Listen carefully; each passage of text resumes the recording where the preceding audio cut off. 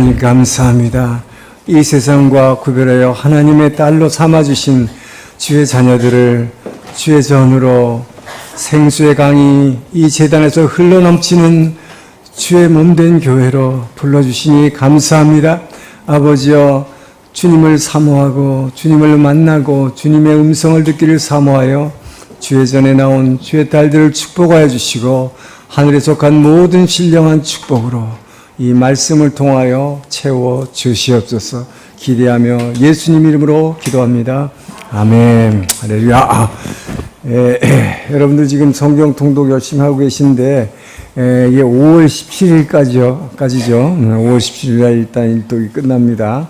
그래서 다 통독을 하신 분은 체크하신 그 통독표를 사무실에 제출해 주시면 이제 우리 성경 통독 끝난 날 선물 줄 거예요. 선물 받기 위해서 눈에 보이는 선물 받기 위해서 생명의 말씀을 읽은 건 아니지만 그래도 학예마시가 필요하니까 계속 열심히 읽으시기 바랍니다. 이제 다윗 왕국이 열리는데요. 사울이 이제 블레셋과의 싸움에서 사울 왕과 요나단이 죽게 되죠. 근데 여러분, 여러분의 성경 지식을 한번 테스트하죠.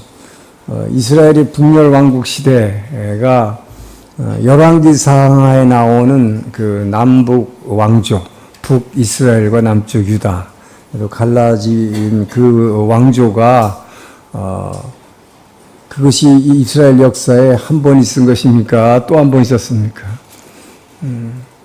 많은 분들이 열왕기상하에 나오는 그 북이스라엘 왕조와 유다 왕국은 잘 알고 있는데 사울 왕이 죽고 나서 남북 이스라엘이 분열돼서 7년 반이나 분열 왕국 시대 두 왕국이 있었다는 것을 알고 있는 사람 별로 많지 않아요. 그래서 여러분이 이 성경 공부를 제대로 하지 않으면 이걸 잘 알지 못합니다. 사울이 죽고 나서 다윗을 하나님께서는 이스라엘 전체의 왕으로 삼지 않으셨어요. 사울 왕의 칼에 13년간에 쫓겨다녔지만 사울이 40년간이나 왕으로 통치했지만, 그리고 다윗은 기름 부음을 왕으로서 기름 부음 받은 지 13년이 흘렀지만 하나님은 이스라엘 통일 왕국 이스라엘 왕으로 세우지 않고, 다만 다윗은 사울 왕이 죽었을 때 애가를 지어서 모든 국민으로 하여금 사울 왕을 찬양하게 만들었습니다. 이것으로 볼 때 그게 뭘 얘기합니까? 이스라엘 백성의 눈으로 볼 때 저 다윗이 왕 되려고 사울 왕이 얼마나 죽길 바랐을까, 자기를 그렇게 죽이려고 했으니 이렇게 생각했을 거 아니에요?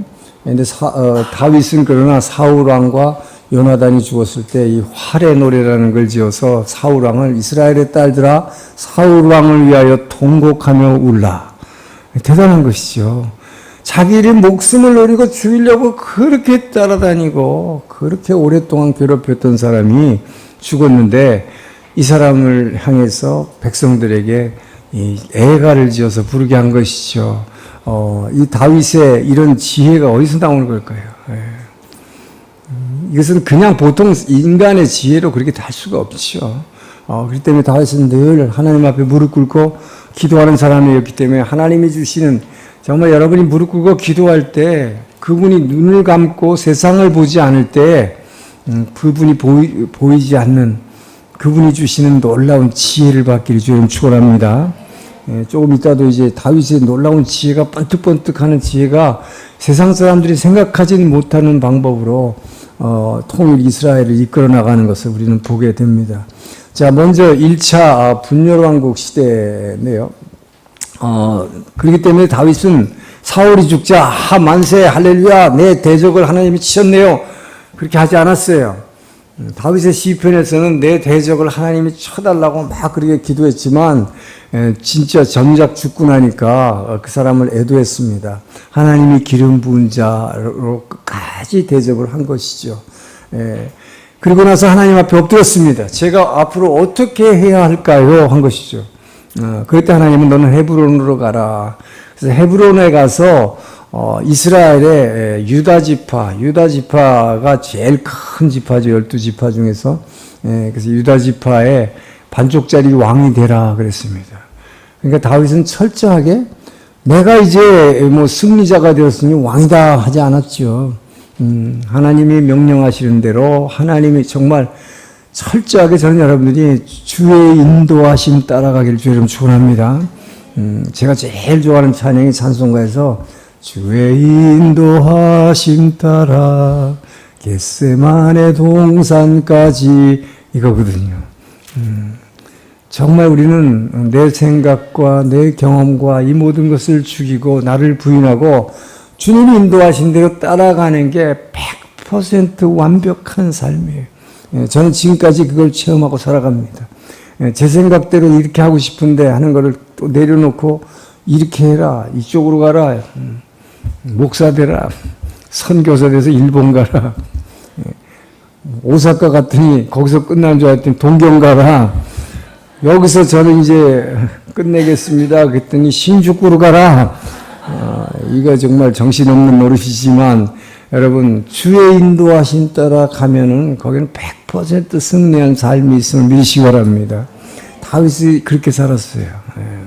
그래서 하나님 헤브론으로 가서 헤브론의 유다 지파의 왕으로 등극하게 됩니다.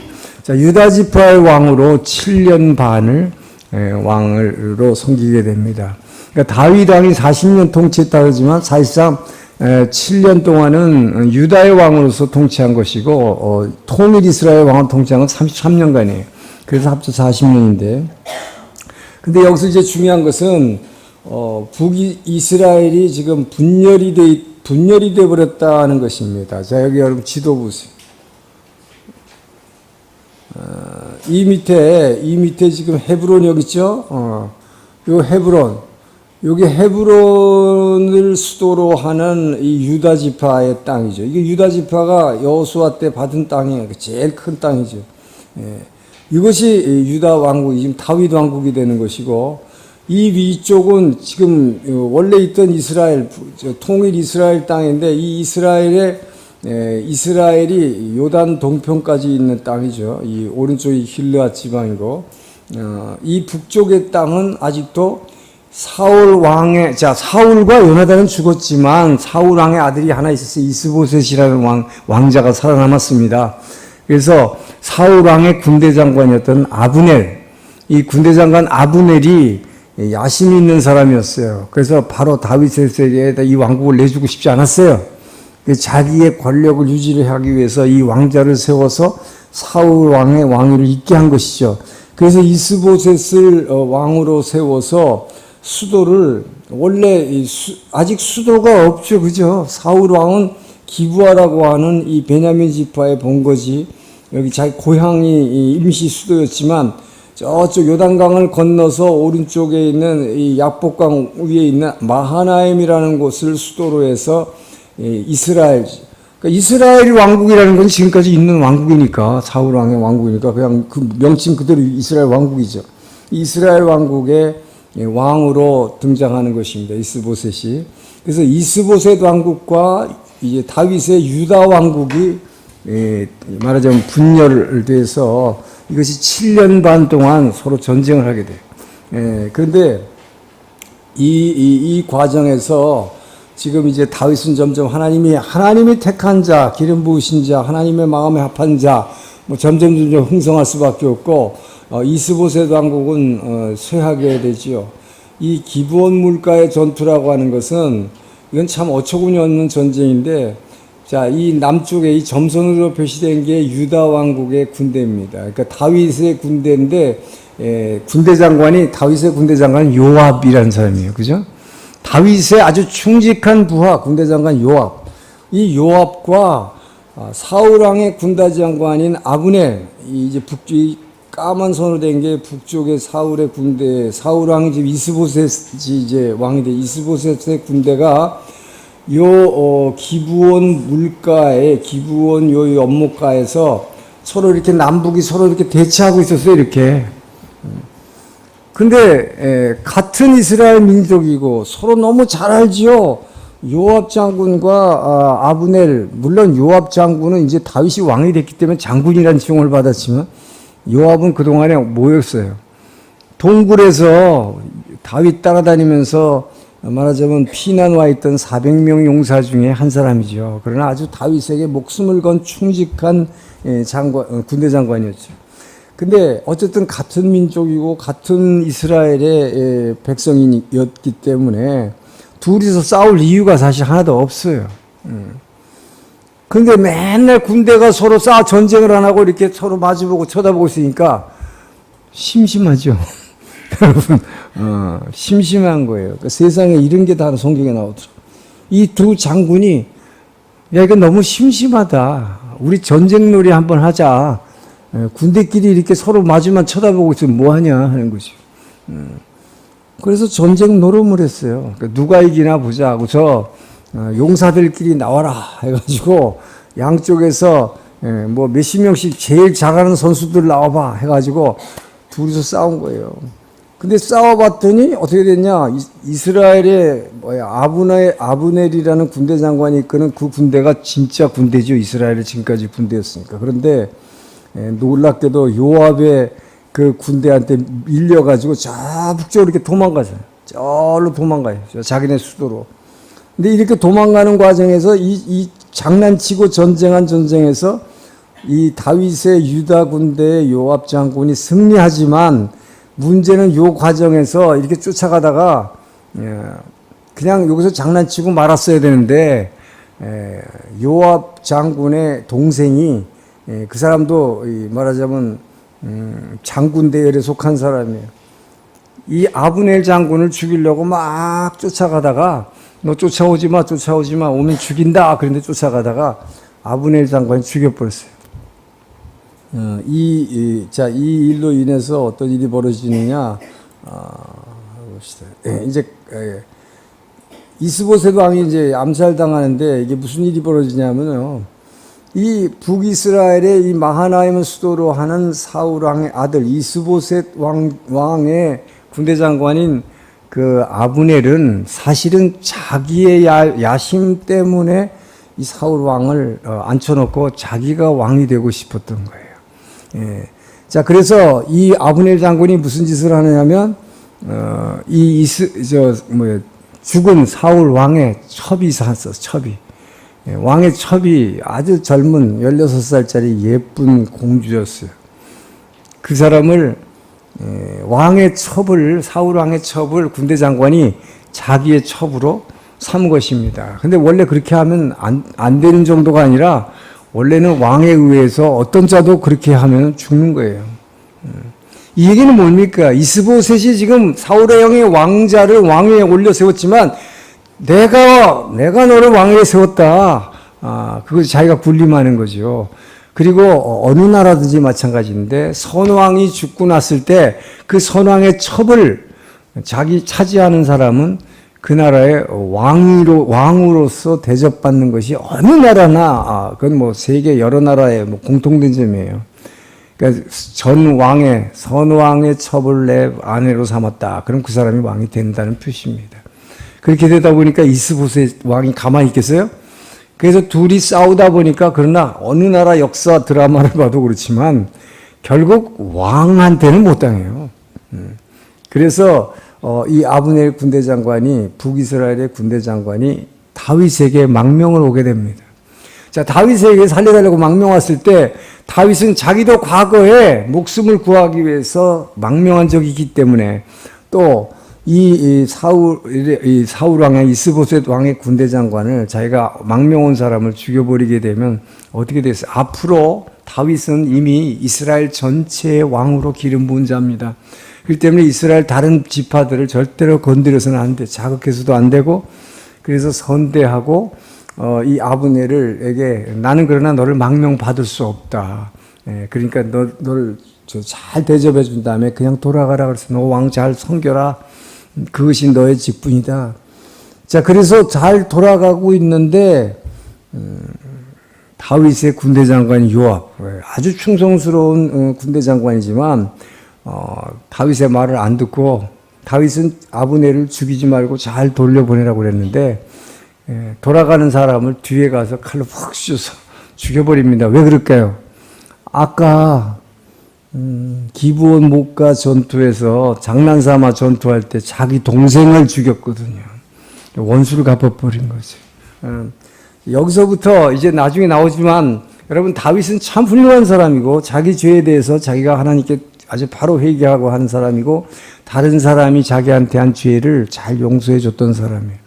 요압도 바로 적은 하지 않지만 계속 이 군대 장관이 자기한테 가장 목숨 걸고 충성스럽지만 보면은 충성스러운 이 가장 측근들이 항상 보면 말썽이에요. 가장 중요한 때 다윗의 명령을 거역합니다. 문제를 일으키죠. 그러나 다윗은 이 사람을 그 아브넬 군대 장관이 죽었을 때도 애가를 지어서 막 백성들한테 노래를 부르게 만들어요. 그 얘기 뭡니까? 북이스라엘의 군대 장관을 내가 죽이지 않았다는 거죠. 다윗은 절대 죽인 사람이 아니다. 이것을 통해서 이스라엘 백성들의 마음을 절대 상하게 하지 않고 자기가 앞으로 있을 그 왕위를 위해서 대비하는 다윗을 보게 되죠. 그렇기 때문에 이것은 영적인 눈이 띄어 있을 뿐만 아니라 정치적인 아주 눈도 굉장히 띄어 있는 다윗을 보게 됩니다. 결국은 군대 장관이 죽고 난 다음에 이스보셋이 힘이 약해져 버리니까 자기 부하에서 암살되는 바람에 결국 7년 반 동안에 북이스라엘과 유다 왕국의 대립이 그치게 되죠. 자, 그래서 이제는 이스라엘의 모든 북이스라엘의 장로들이 다윗을 찾아오게 됩니다. 그래서 이제 우리 이스라엘 당신이야말로 이스라엘 전체의 왕이라고, 우리 왕이 되어달라. 자, 그래서 온 이스라엘의 통일 이스라엘의 왕이 되는 다윗입니다. 그때야 이제 진정으로 기름 부은 일에 7년 반 만에 이스라엘의 왕으로 등극하는 다윗이죠. 그러면 다윗이 왕으로 등극했을 때 가장 먼저 한 일이 뭘까요? 여러분, 하나님께서 이스라엘을 이 약속의 땅에 집어넣은 게 뭐예요? 예배드리는 공동체, 그것도 하나님 나라를 이 땅에 하나님 나라의 모형을 세우라는 거죠. 예배드리는 공동체가 돼서. 자, 그래서 이게 가나안 땅이죠. 자, 이제 그 동안에 여기 뭐예요? 이 기브아라고 하는 사울의 고향이 임시 수도였고, 그 다음에 약복강 쪽에는 이 마하나임이 북이스라엘의 수도였는데, 이제 다윗은 뭐예요? 이스라엘, 통일 이스라엘의 수도를 지금 도읍해야 되는 아주 중요한 시점에 이르게 됐습니다. 그런데 무엇보다도 이 수도가 결국 하나님 나라의 수도가 돼야 되는, 그래서 바로 예루살렘 성, 이 예루살렘 성에 도읍하게 되는데, 이 예루살렘 성의 원래 이름이 이제 여기가 예루살렘 성이 되게 되는데, 이 원래 이름이 뭐였어요? 여부스입니다. 여부스 성이. 가나안 7족속 중에서 한 부족만이 아직도 남아 있었던 거죠. 자, 가나안 여호수아에 의해서 이 요단강을 건너서 여리고를 점령하고 여기 다 점령하고 12지파에게 이 땅을 나눠주고 나서 사사시대 시작돼서 400년이었죠. 사사시대 400년 동안에도 이 여부스성이라는, 지금 우린 예루살렘이라고 하지만 이 여부스성은 가나안 7부족 중에서 한 부족 여부스족은 계속 남아 있었던 것이죠. 왜요? 이 성은 난공불락의 성이기 때문에, 산 위에 있는 성. 그래서 이 성을 성경에서 뭐라고 그랬냐면, 이 성이 얼마나 난공불락의 성이냐면, 절름발이 혼자서라도 이 성을 지켜낼 수 있다. 눈먼 자라도 이 성을 지켜낼 수 있다. 이렇게 큰 소리를 쳤습니다. 그러니까 400년 동안 사사시대에 어느 누구도 뭐예요? 그 유명한 여호수아와 갈렙 하는 그 갈렙도 헤브론 땅을 내게 주소서, 저 척박한 땅을 내게 주소서, 이 땅을 내게, 이 산지를 내게 주소서 하고 점령했지만 여기는 점령 못했단 말이에요. 여부성은. 그래서 이 헤브론은 점령했어도 헤브론이 이제 남쪽 유다의 땅이었죠. 그죠? 임시 수도였죠. 근데 이 여부성을 다윗이 결국 점령하는데, 이 땅이 왜 중요한가? 이 산이 바로 이제 뭘로 변합니까? 이것을 우리는 이름을 이제 다윗성이라고 부르고, 이것을 성경에서는 흔히 뭐라고 그래요? 시온성. 그래서 시온의 영광이 빛나는 아침, 하나님이 영광이 빛나는 곳, 그게 시온이거든요. 그러니까 하나님의 영광이 빛나는, 하나님이 임재하시는, 하나님이 통치하시는 나라, 이 수도를 지금 정복하는 건데, 이것이 왜 중요한가? 바로 이 여부스 성이 있는 이 여부스 산이거든요. 예루살렘. 이 산, 약 800m 되는 산인데, 이 산에 바로 아브라함이 100세 된 이삭을 하나님 명령을 따라 제물을 드렸던 곳이, 이게 뭐예요? 모리아산이에요. 이게 바로 창세기에 나오는 모리아산. 예, 모리아산. 그렇기 때문에 바로 이것이 굉장히 중요한 것이죠. 아브라함 이삭이 드렸던 것은 아버지 하나님께서 독생자 예수 그리스도를 아들을 하나님께 드려야 했던 이 놀라운, 말하자면 그래서 시온성이죠. 하나님의 임재가 영원토록 함께 하시는, 하나님이 영원토록 권면하시, 하나님의 눈이 지켜보시는 땅이라고 하는 이곳을 점령하게 되는 것이죠. 자, 그래서 이것이 하나님을 예배하는 공동, 여기에 바로 성전을 짓게 되는 이 다윗인데, 자, 여기서 우리가 이 여부수성을 한번 봅시다. 한번 보여주세요. 다윗이 이 난공불락의 성, 절름발이라도 이 성은 지켜낼 수 있는데, 이것을 어떻게, 그 밑에, 더 밑에 지도, 예, 그거를 크게 보여주세요. 저 왼쪽에 있는.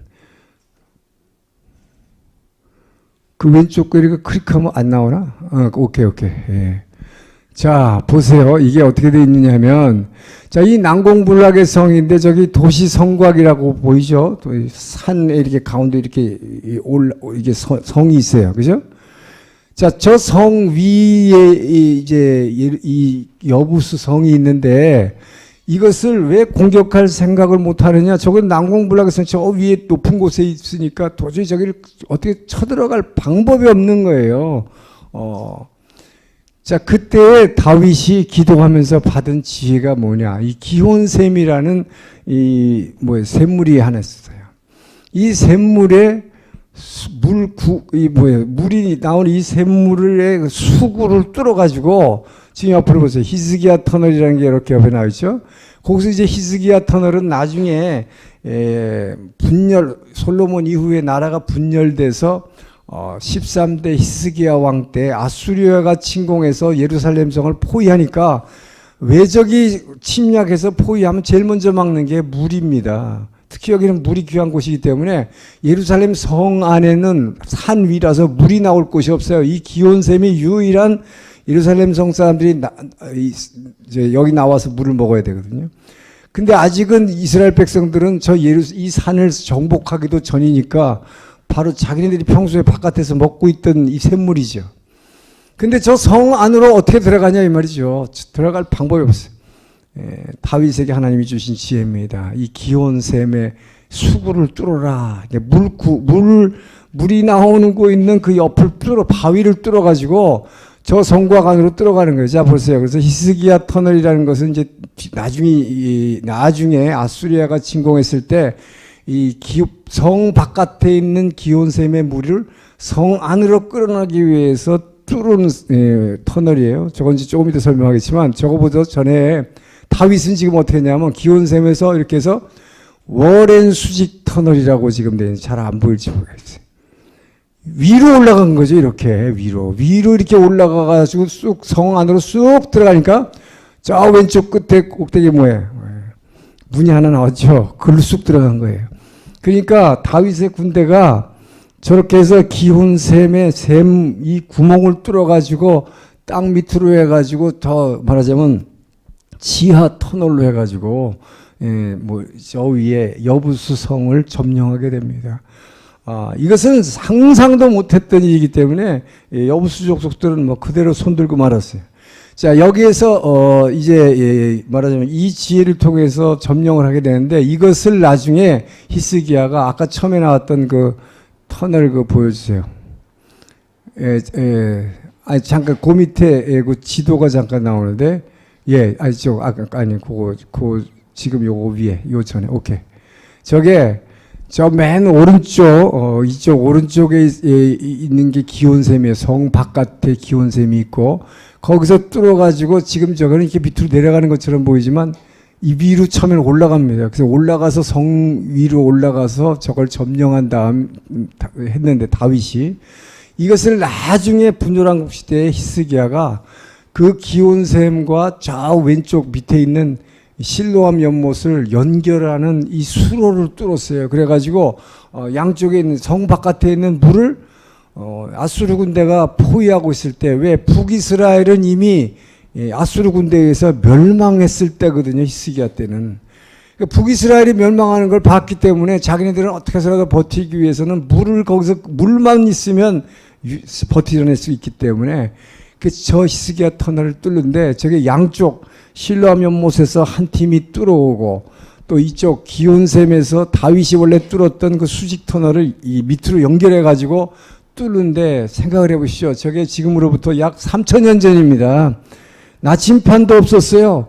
뭐 뚫는 굴착기도 없었고 다이너마이트도 없었습니다. 저거를 뚫어 가지고 그 양쪽 팀이 중간에서 만난다는 거는 엄청난 기적적인 확률이에요. 이거는 이게 돌산인데, 저 돌산을 뚫어가지고 저렇게 만났다는 거예요. 자, 그래서 그 위에 아까 샘물을 보였어요. 샘물의 통로 저렇게 보세요. 저렇게 저기 사람이 하나 이렇게 간신히 지나갑니다. 지금도 여러분 이제 성지순례 가면 히스기야 터널이라는 곳을 꼭 가보게 되는데, 저쪽에서 오는 사람하고 서로 안고 지나가야 돼. 이렇게 얼마나 좁은지.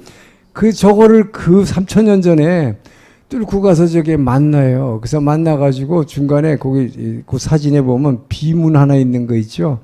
예. 또 하나 보세요. 또 하나 거기 비문 있는 게 있는데, 예, 저게 안 나오네요. 그래서 그 만나는 지점에다 지금 히브리어로, 고대 히브리어로 그 두 팀이 만났을 때 그것을 하나님을 찬양하는 그 놀라운 하나님의 일을 거기다 기록해서 지금도 그 비문이 거기 있습니다. 그 동굴 벽에. 그래서 그 고대 히브리어를 연구하는 사람들한테도 그 히브리어 언어적으로도 엄청난 가치가 있는데, 저거에 돌판에 저렇게 지금 하나님의 은혜로 우리 두 팀이 이렇게 중간에서 이렇게 만나게 하신 이 하나님의 역사, 정말 엄청난 것이죠. 그래서 저것 때문에 이스라엘이 망하지 않고 120년을 더 버텨내는 거예요. 자, 그래서 이제 됐습니다. 결국 다윗은 제일 먼저 한 것이 예루살렘 성을 도읍한다.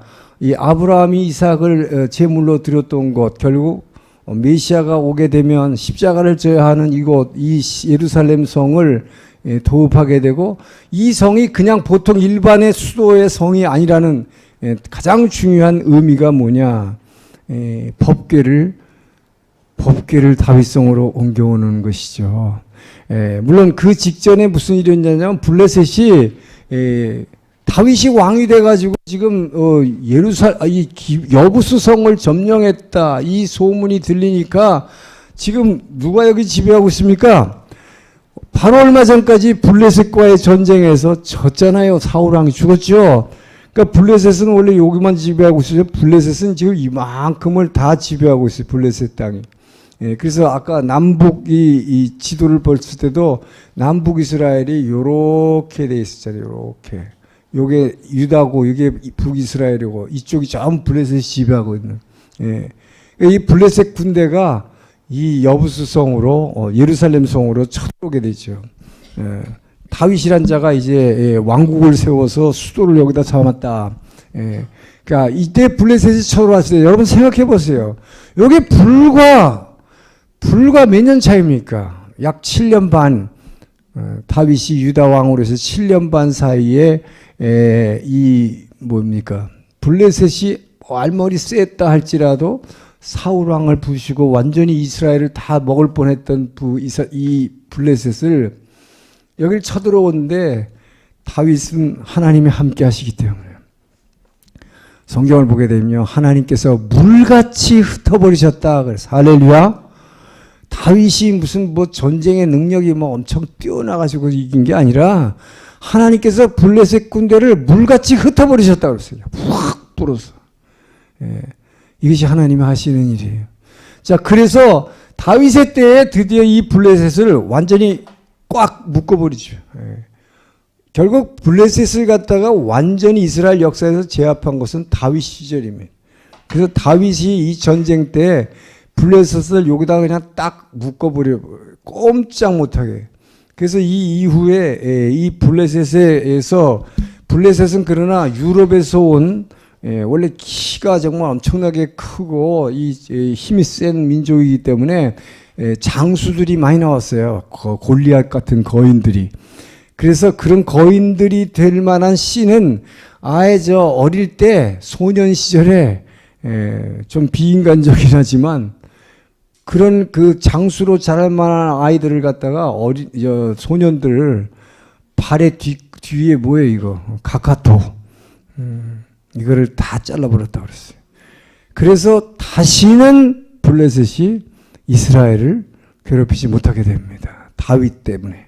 그래서 다윗에 의해서 이 블레셋을 완전히 제압하고 이제 시온성, 여부성, 예루살렘 성을 도읍한 다음에 이곳이 이제 다윗이 내가 다스리는 나라가 아니라 자기 위에 상부 구조를 가진 거죠. 그래서 이 상부 구조를 가진 게 굉장히 중요한데 내가 이 나라의 왕이 아니다. 내 위에는 하나님이 계시고 하나님이 통치하시는 나라.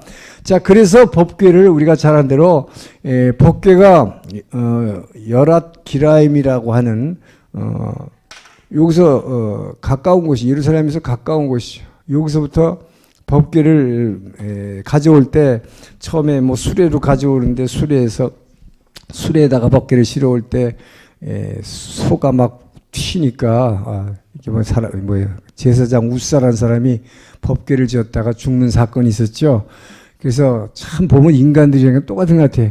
다윗이 여러분 무지무지 위대한 왕이고 신앙이 되게 좋은 사람 같지만 자기 제사장이 법궤를 자기는 이게 좋은 일이에요, 나쁜 일이에요? 하나님을 이제 이스라엘의 왕이라고 선포하기 위해서 법궤를 예루살렘 성으로 들어오는데 제사장이 손을 거기다 댔다가 죽었다 이 말이에요. 하나님 저주라고 생각한 거죠. 아, 이거 큰일 나겠구나. 이러다가 내가 죽는가 보다 해가지고 법궤에 옮기는 거를 포기하려고 그랬다.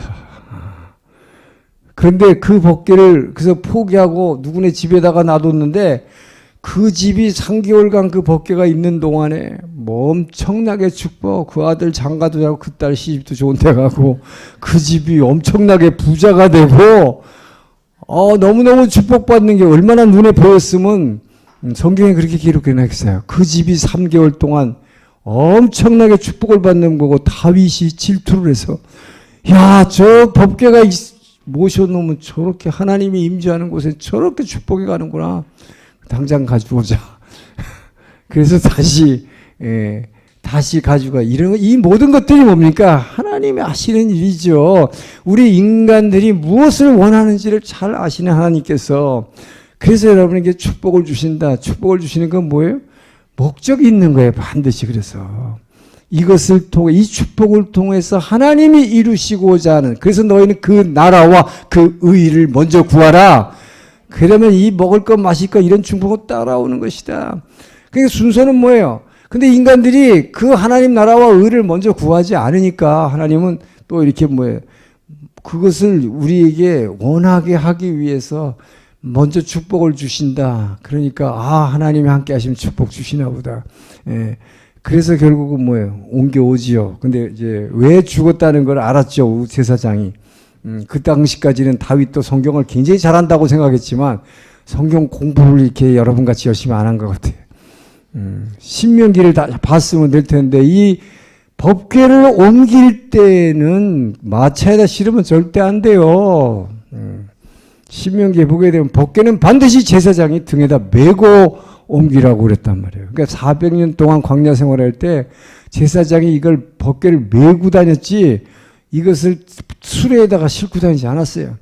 그것을 뒤늦게 깨닫게 하신 거죠. 그 제사장이 메고 예루살렘 성으로 들어올 때 여러분 잘 아는 대로 다윗이 그 유명한 뭐예요?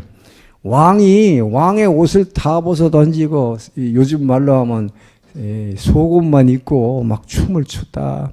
그랬더니 그 아내 미갈이 남편이 왕이 저게 뭐냐고 막 무시했더니 그 이후로 다윗이 이 미갈을 하루도 같이 데리고 자지 않았다. 얼마나 다윗이 정말 이 그러니까 하나님을 업신여겼다는 것이죠. 하나님의 법궤 자체가 중요한 게 아니라 하나님의 임재, 이곳을 이 하나님의 법궤를 이곳에 예루살렘 성 안에다가 놓음으로 말미암아 이제 이 땅을 다스리는 나라는 하나님이십니다. 할렐루야. 이제 드디어 이 다윗 왕국에서 예루살렘 성에서 법궤를 옮겨옴으로 말미암아 이 성을 도읍했다는 자체보다는 그 성이 하나님이 다스리는 성, 하나님이 임재하는 성, 이것을 선포함으로 하나님이 원래 이스라엘 백성을 출애굽했던 그 목적이 이곳에서 달성되었다. 할렐루야. 자, 이것을 이제 이 왕국을 다윗과 솔로몬을 통해서 이어가야 되는데 이 솔로몬이 이제 잘못하게 되는 이야기가 그 뒤에 이어지는 것이죠. 자, 우선 여기서 다윗이 법궤를 이제 옮겨놨을 때 무슨 일이 일어났습니까?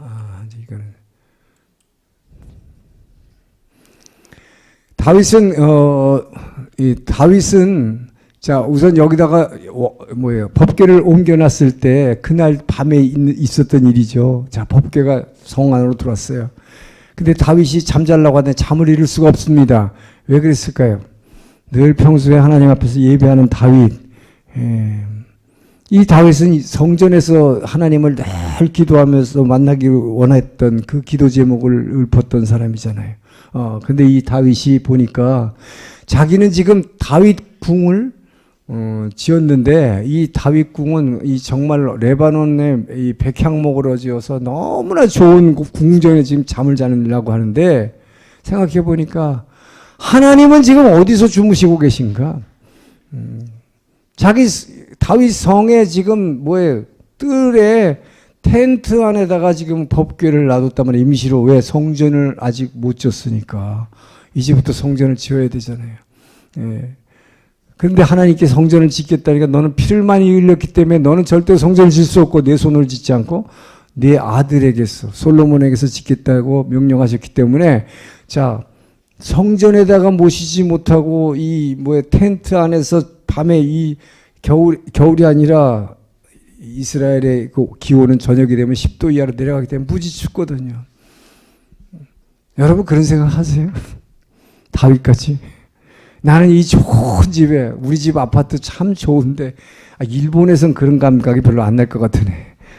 여긴 겨울에 집안이 추워서 한국같이 아파트 안에서 난닝구 입고 사는 나라 같으면 그런 생각을 할 텐데 나는 이렇게 따뜻하게 자는데 하나님은 저렇게 추운 데서 어떻게 계시나. 자, 여러분 다윗이 이 걱정을 하고 있을 때 하나님이 나타나서 주신 것이 그 유명한 다윗 언약입니다. 이 다윗의 언약, 하나님은 중심을 보시는 하나님. 사무엘하 7장 8절에서 16절로 이어지는 이 다윗과의 언약, 내 나라와 내 집이 내 앞에서 영원토록 보존되리라 하는 것이죠. 결코 없어지지 않고 망하지 않고 보존되리라는 이 약속을 다윗이 그 하나님을 생각하고 하나님이 추울 걸 걱정했을 때 하나님이 그렇게 말씀하셨죠. 하나님은 영이시죠. 내가 너가 지은 손으로 지은 사람이 손으로 지은 돌과 나무로 지은 내가 집 안에 내가 거한단 말이냐. 누가 그런 거 지으라 그랬냐. 되게 중요한 거 아니다. 나는 그런 데 거하는 하나님이 아니다. 너가 나를 그런 데 가둘 수 없다. 그렇게 말씀하셨어요. 그러나 그 마음을 보신 거지요. 다윗은 자기가 보이는 하나님의 집을 지어드리겠다고 했을 때 여기 놀라운 축복 뭡니까? 하나님은 다윗의 집을 지어준 것이다. 할렐루야. 저는 여러분들이 그런 기도하기를 축원합니다. 다윗은 바로 뭐예요? 하나님의 집을 지어주겠다. 이것이 뭐야? 하나님 나라와 그 의를 구하는 거잖아요. 내가 이제 왕 됐으니까 주님 내가 어떻게 하면 좋은 왕이 되겠습니까? 지금 다윗은 이런 게 아니에요. 다윗의 관심은 오직 하나님이었잖아요. 그죠? 하나님은 어떻게 하시겠습니까? 하나님은 어디 계십니까? 하나님의 집을 제가 지어드리겠습니다. 나는 그런 집안에 있지 않다. 그러나 네 마음을 봤기 때문에 너의 집을 지어주되 사람의 손으로 부술 수 없는 집, 영원한 집을 지어주겠다. 이것이 내 나라와 내 집이 내 앞에서 영원토록 보존될 것이다. 할렐루야. 저는 이 약속이 여러분의 약속이 되길 주님 축원합니다. 이 다윗의 언약, 이것이 바로 이 다윗의 자손으로 메시아를 보내겠다는 약속이고, 그의 나라는 뭐예요? 어느 누구도 망가뜨릴 수 없는, 로마 제국이 그렇게 부수려고 했던 하나님의 나라, 그 예수의 왕국은 그렇게 박해를 받았어도 영원토록, 지금까지도 저와 여러분에서 너의 나라가 영원할 그 약속이 지금도 지켜지고 있다. 할렐루야. 이것이 저는 그렇기 때문에 여러분 정말 이 다윗의 마음으로 기도하시기를 축원합니다. 그 다윗의 마음같이 하나님을 생각하고 정말 그렇게 한다면 여러분들은 영원토록 축복받을 것이에요. 자, 그리고 나서 다윗은 그 주변에 있는 모압과 에돔, 아람, 이 주변의 나라들도 이제 다 정복하게 됩니다. 그래서 이걸 다 정복하고 나서 이제 다윗의 말년인데, 자, 여기서 중요한 것은 다윗도 죄짓더라 하는 것이죠. 다윗은 성경에서 정말 하나님 마음에 합한 자라고, 유일하게 구약의 왕들 중에서 하나님 마음에 합했던 왕이다. 그렇게 말했어요. 근데 하나님 마음에 합한 왕도 죄짓더라 하는 것입니다. 축복받으니까 죄짓더라 하는 것이죠. 자, 이 밧세바 사건, 이것은 아까 잠깐 나왔던 암몬 주변에 이제 다윗은 왕이 되고 나서 그동안 이스라엘 역사 내내 괴롭혔던 이 블레셋을 완전히 제압했죠.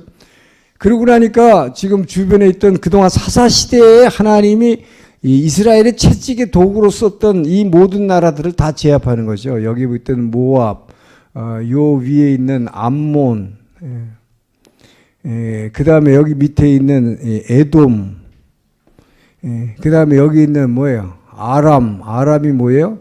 시리아죠. 지금 다윗은 이것을 다 정복해버려요. 그래서 이 아람 같은 나라에도 수비대를 두었다. 그게 뭐 여기다 총독부를 둘 정도로, 그러니까 다윗 왕이 되면서 얼마나 지금 영토가 넓어졌고 다른 나라도 다스리게 되는 이 큰 축복을 받는 거예요. 그런데 요때 암몬과의 전쟁, 이제 암몬을 치러 나갈 때에 장군들이 모두 출전할 때, 밧세바 사건을 성경에 이렇게 기록하죠.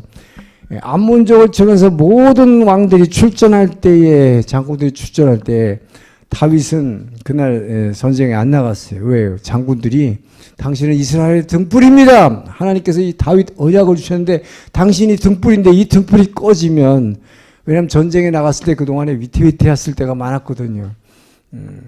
다윗이라고 해서 뭐 늘 전쟁에 나가면 그냥 이렇게 폰만 잡고 있었을까요? 뭐 활을 맞았을 때도, 팔에 맞았을 때도 있었을 것이고, 그렇기 때문에 다윗의 등불이 꺼지면 안 된다고 그래가지고 전쟁에 안 나갔어요. 근데 전쟁에 안 나가고, 결국,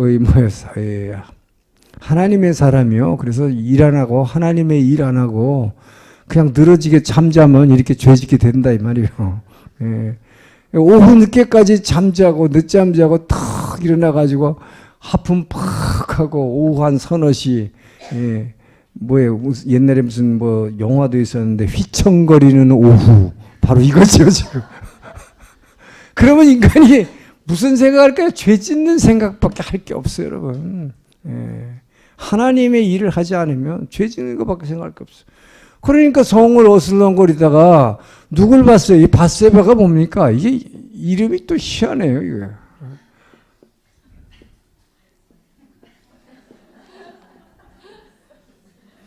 이걸 콩글리시로 하면 아주 그대로 해석이 돼. 목욕하는 그녀를 봐.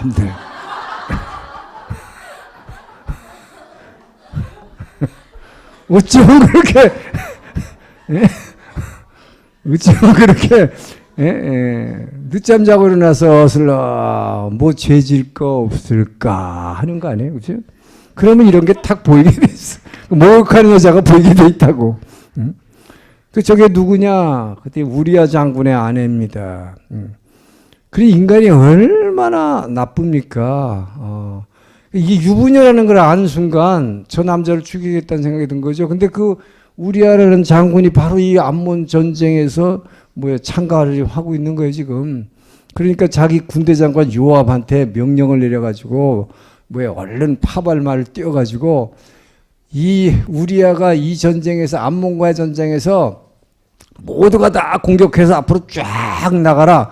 그래놓고는 우리아가 혼자 남아있을 때 다른 장군들은 뒤로 싹 피하라 그랬어요. 이런 졸렬한 비열하기 짝이 없는. 그래서 죽이는 거 아니에요, 여러분. 그러니까 여러분 다윗이 그렇게 위대하고 하나님만을 바라보고 우리 대단하게 여기지만 결국 그도 한 죄인이었다. 의인은 없으되 한 사람도 없나니. 이거예요. 성경은 우리에게 계속해서 그걸 얘기해 주는 것입니다. 인간은 절대로 예수님같이 될 수 없다. 하나님 될 수 없다.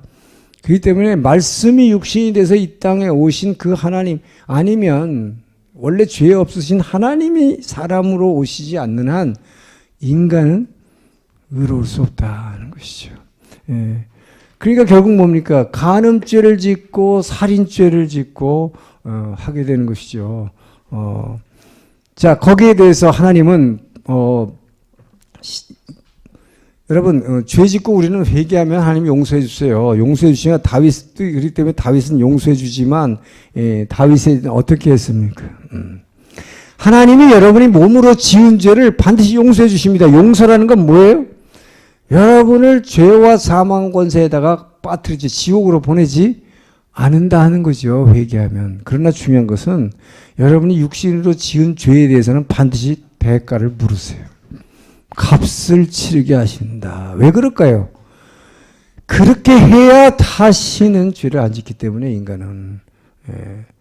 그렇기 때문에 다윗은 근데 아주 자기는 완전 범죄를 저질렀다고 생각했지. 왜? 남편도 이제 죽였고, 걸릴 게 없잖아요. 누구한테 걸리겠어요, 이걸.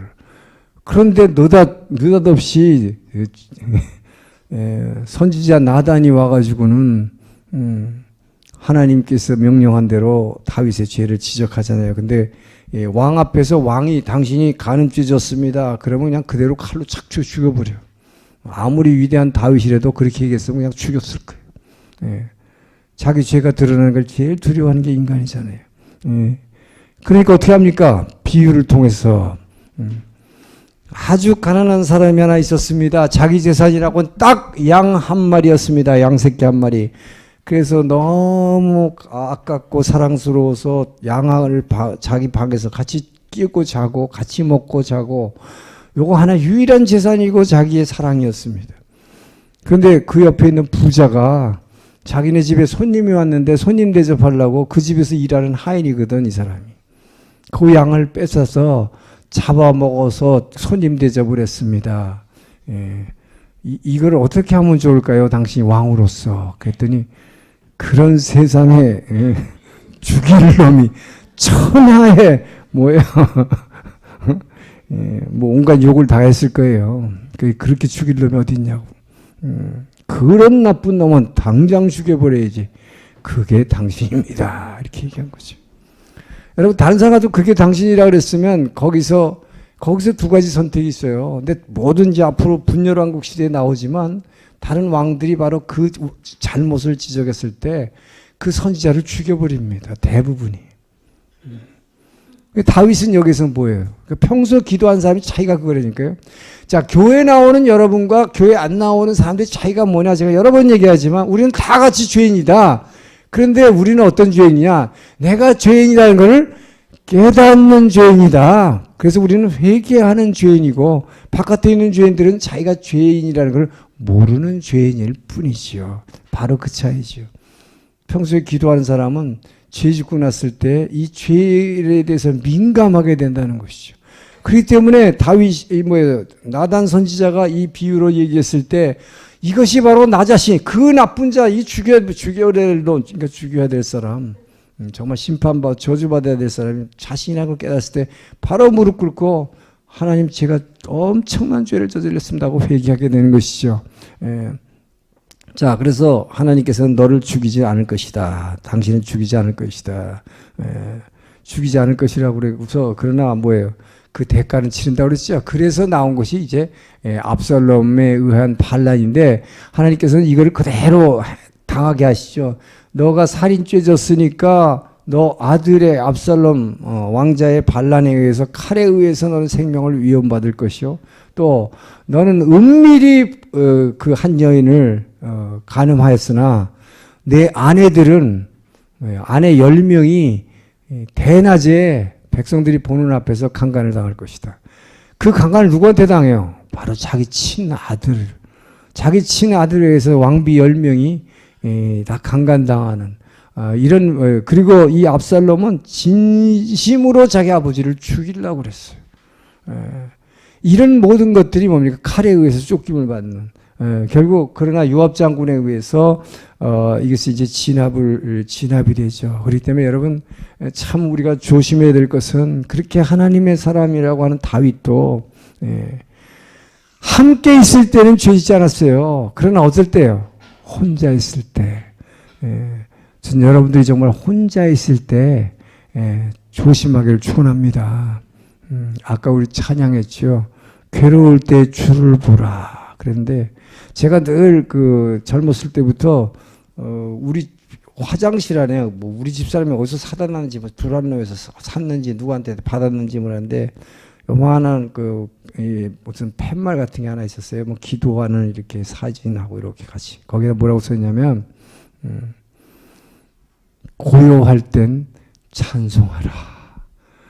외로울 땐 기도하라. 괴로울 땐 주를 보라. 늘 저는 이렇게 화장실 갈 때마다 그걸 봤지만 그건 성경 구절은 아니에요. 누군가가 성령의 감동으로 그렇게 썼는데 이거 참 정말 일리 있는 말이다. 정말 여러분 고요하고 조용할 때는 찬송하기를 입을 열어서 주를 찬양을 축원합니다.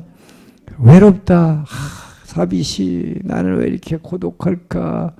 그럴 때 여러분 주님과 그 사랑을 나누기를 주님 축원합니다. 바로 그 시간 그 공간 여러분이 나눌 수 있는 그 사랑을 나눌 수 있는 분이 여기 지금 함께 계신데 뭐가 외로워요. 특히 여자분들 혼자 사는 분들 외로워서 뭐 이런 노래 하지 마시고 유행 가지 마시고 여러분 그 카라오케 가서 외로워서 자꾸 하면 입으로 시인하는 거잖아요. 이 말을 자꾸 그러면 그 외로운 영이 여러분을 꽉 그냥 붙잡아가지고 진짜 외로워지는 거예요, 여러분. 그렇기 때문에 이 말씀을 입으로 시인하는 것과 세상 말을 입으로 시인하는 것 이게 카라오케거든. 그러니까 제가 절대로 카라오케 가지 마십시오 이렇게는 얘기 안 할 거예요. 그게 필요할 때도 있어 보니까. 화합을 위해서 필요할 때도 있어요. 그렇지만 그 자꾸 하다 보면 진짜 그 안에 감정에 빠져버리면 진짜 사비시한 레이가 레인이 깎았듯이 막 그 조심해야 된다 이 말이에요. 자 어쨌든 그래서 압살롬의 난이 있었고 결국 압살롬의 난 평정했고 다윗은 다윗은 희한한 사람이에요. 근데 그 압살롬은 너무너무 사랑했기 때문에 절대로 요압 장군에게 우리 아들 죽이지면 안 된다고 그랬는데 근데 반란을 진압하는 장군의 입장에서 적장을 죽이지 않고는 진압이 될까요? 압살롬 왜 죽었어요? 압살롬 너무 키가 크고 잘생겼고 머리가 길었어요. 이 머리 긴 것 때문에 나귀를 타고 이렇게 옛날에 이 왕들은 나귀를 타고 이렇게 지휘를 했어요. 나귀 타고 숲속을 지나가다가 머리가 너무 길다 보니까 큰 나무 가지에 걸려갖고 대롱대롱 매달려서 나귀는 지나가 버리고. 그 장면을 본 요압 장군이 와가지고 그냥 그대로 칼로 친 것이죠. 그러니까 요압한테는 엄청난 야단을 맞았죠. 넌 내 아들 죽이지 말라고 왜 죽였냐. 그러니까 다윗을 보면 이런 게 있어요. 이게 참 지금의 우리 그리스도인과의 차이입니다. 그래서 시편에 나오는 그런 저주하는 글들을 제가 조심하라는 말씀을 가끔 드리는데, 다윗은 내 적을 갖다가 저거 아주 원수를 갚아서 그냥 저거 내가 당한 거 10배로 갚아주세요 막 그러잖아요. 근데 그 자체는 좋은 거예요. 왜? 내가 원수 갚지 않는 것이죠. 원수 갚는 것은 하나님께 있다는 것을 믿었기 때문에 하나님께 의탁하는 거지요. 그런데 그러니까 내 원수를 꼭 하나님이 갚아주세요 하는 거고, 이제 예수님 때 오면 어떻게 됩니까? 원수를 사랑하라. 여러분 사랑돼요? 예. 사랑돼요? 미워하지나 마시지. 그래서 모든 사람으로 더불어 화해하라. 전 여러분들이 그 말씀이 정말 여러분의 가슴에 새겨지기를 주의 이름 축원합니다. 여러분 모든 사람으로 화해해야 돼요. 그래서 원수를 사랑하는 것은 원수 만들지 말라는 얘기예요. 원수가 진짜 되고 나면은요, 그거 용서하기는 정말 어려워. 그래서 미울 때 저 사람 도저히 용서 못하게 할 때 그때 화합할 수 있도록 용서하도록 힘을 달라고 그걸 위해서 기도하는 거예요. 그게 그의 의를 위해 기도하는 거예요, 여러분. 무엇이 그의 나라와 의를 위하는 기도입니까? 그거에 바로 하나님의 의라고 하는 것은 내가 미워하는 자를 하나님께서 뭐 용서하라, 화해하라 그랬으니까 용서할 수 있는 힘을 주시옵소서. 네. 그때 여러분이 성령께서 정말 여러분이 그렇게 기도할 때요, 성령이 막 역사하시면 그 사랑의 영이 여러분을 확 감쌀 때 그 사랑의 능력으로 정말 감히 그 사람한테 가서 오히려 용서하고, 내가 당신을 이런 감정이 있었는데 이제는 풀었습니다. 그럼 상대방이 하는 경우가 있어. 감사합니다 하고 막 얼싸안아주면 좋겠는데, 그럼에도 불구하고 용서하라. 그럼에도 불구하고 화해하라. 그것이 여러분 자신을 위해서 축복이기 때문에 그래요. 자, 그리고 나서 이제 솔로몬으로 넘어가게 되죠. 솔로몬으로 넘어가기 전에 참 인구조사를 하는데, 인구조사라는 것은 뭐냐? 이 인구조사라는 것은 이 고대 중동에 있어서 왕들이 뭔가 정복전쟁에서 이기고 나면 인구조사를 하는데, 이 인구조사라는 것은 하나님이 원하지 않는 거예요. 왜냐하면 고대 왕들의 인구조사라는 건 오늘날 인구센서스하고는 너무 다릅니다. 지금의 인구센서스는 그냥 조기로 하고 말지만, 옛날에는 인구조사에 응하기 위해서는 모든 사람이 자기 고향으로 내려가야 돼. 본적지로. 자기 생업 다 포기하고. 근데 오늘날 같이 뭐 기차가 있어요, 비행기가 있어요, 걸어서 가야 돼. 그렇기 때문에 가이사 황제의 명령에 의해서 마리아는, 요셉의 전홍원한 마리아는 아직 정식 결혼도 안 한 상태지만 이렇게 이제 만삭이 된 상태에서 인구조사에 응하기 위해서 다윗의 자손이기 때문에 다윗의 고향인 베들레헴으로 호적하러 가잖아요. 그래서 결국은 뭐예요?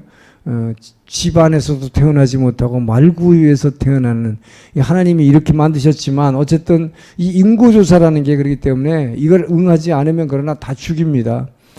때문에 무자비한 것이고, 그 목적이 뭐냐? 왕이 자기의 권력을 확인하기 위한 수단이에요. 자, 내가 이제 이 많은 나라를 정복했다. 그러면 이제부터 내가 전쟁에 동원할 수 있는 청년이 얼마 되는지 숫자 세는 거죠. 세금을 얼마나 걷을 수 있겠느냐. 내가 이 왕후들, 첩들을 갖다가 여기서 그 여자들을 다 데려와야 되는데 처녀가 몇 명이냐, 이거 조사하는 거거든요. 결국은 전부 다 자기 권력을 위해서 집중하는 것이다. 자, 죄입니다. 인구조사는 죄예요. 요압 장군이 말렸어요. 왜 하나님이 당신에게 이 많은 축복을 주셨는데 왜 하나님이 하지 말라는 거 아십니까? 그랬는데 막 다윗이 막 재촉했다고 그랬어요. 빨리 하라고. 그런데 이 인구조사 하라는 것을 성경은 뭐라고 얘기합니까? 사무엘 하에서는 다윗에게 하나님께서 사무엘하가 아니라 인구조사할 때 역대기 같은 데서는 하나님이 천사를 보내서 이렇게 했다. 하나님의 말씀에 마치 성령에 감동돼서 했다라고 표현. 열왕기에서는 사단이 막 격통케 하여 그렇게 말했어요. 표현이 완전히 달라요. 그러니까 어쨌든 이것은 하나님이 하신 일이에요. 결국은 사단을 활용해서 했겠지만 그래서 인구조사를 한 것이죠. 그래서 죄를 진 거다. 자, 그랬더니 하나님이 어떻게 했습니까? 너가 죄를 지었으니까 하나님은 반드시 징계하시죠. 죄를 지면. 그래서 예루살렘에 천사들을 보내가지고 사람들을 전염병으로 갑자기 몇만 명을 죽여버려요. 하루에. 그러니까 그때 다윗이 또 무릎을 꿇어요. 다윗도 참 보면 그래. 대단히 하나님의 사람인 것 같지만 이렇게 죄 짓고 나서 또 하나님이 징계하면 금방 그러나 알아채려요. 금세 회개할 수 있는 사람이었어. 그래서 무릎 꿇고 하나님께 이렇게 얘기하죠. 하나님, 죄는 제가 졌는데 어찌하여 나의 이 어린 양들을 치시나이까. 차라리 저를 쳐십시오. 참 이거 보면 참 대단한 믿음의 사람이에요. 나를 치십시오. 자, 그래서 다윗의 회개하는 모습을 보고